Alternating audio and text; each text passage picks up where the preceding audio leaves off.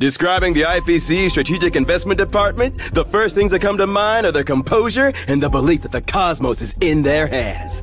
The most dazzling members of the department are certainly those handpicked by Diamond himself, the 10 Stone Hearts. With careful planning and precise calculations, they hunt down the debts owed to the IPC. But there is one Stone Heart who stands out, who does not believe in meticulous calculations. He trusts only the chips in his hand and has the guts to risk it all. He is the rising star of the Strategic Investment Department, Aventurine! For today's episode of Keeping Up with Star Rail, Mr. Aventurine's good friend, the Intelligentsia Guild's brilliant Dr. Veritas Ratio! I wouldn't say we're friends, but he is not awful to work with, compared to the rest of the fools. Not awful means outstanding in Dr. Ratio's dictionary. It's a C at best. Oh?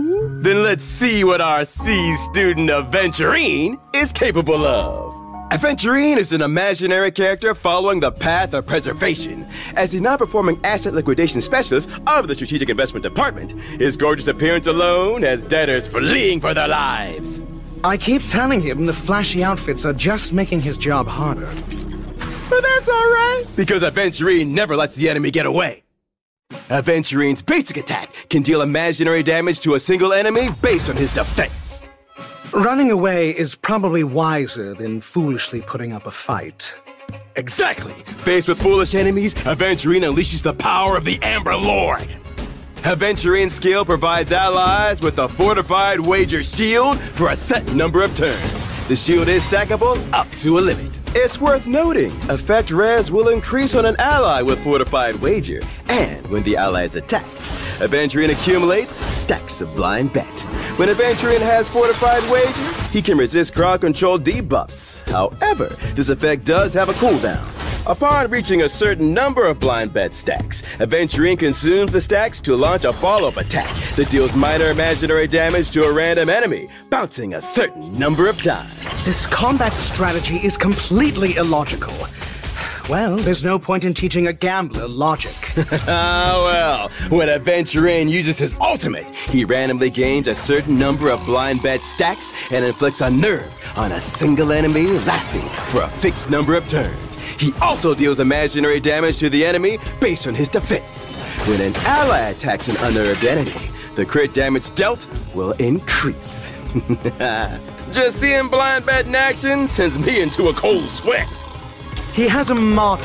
Temptation is a virtue, but hesitation is fatal for gamblers.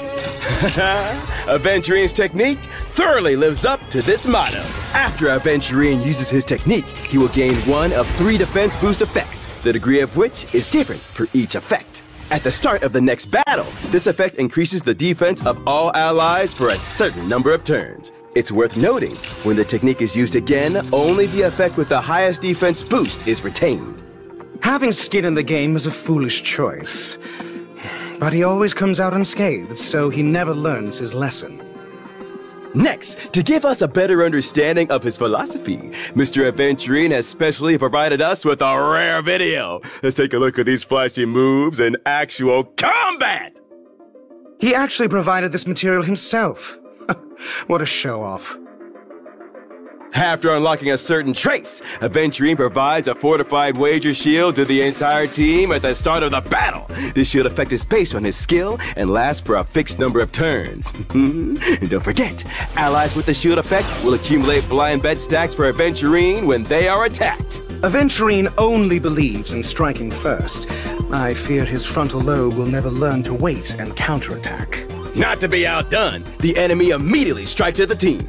Foolish. Attacking at this time will only make Aventurine's victory even sweeter. As expected, the enemy's endless stream of attacks do not break the shield. And because of Aventurine's trace, March 7th, who has fortified wager, counters while accumulating blind bet stacks for Aventurine. Due to the enemy's non-stop attacks, the stacks quickly reach the number required to trigger a follow-up attack.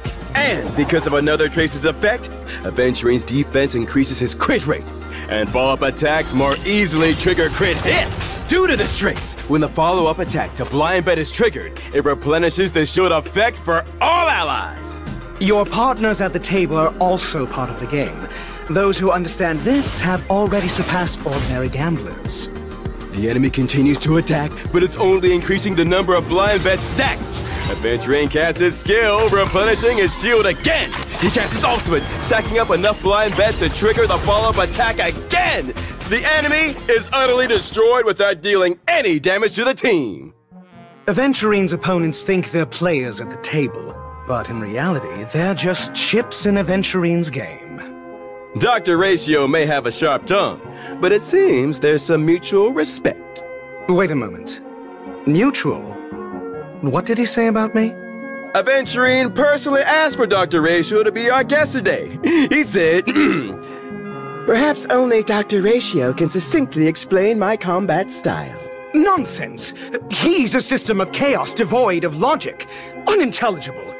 That gambler can't possibly think my mathematics are suited to this pinball, can he?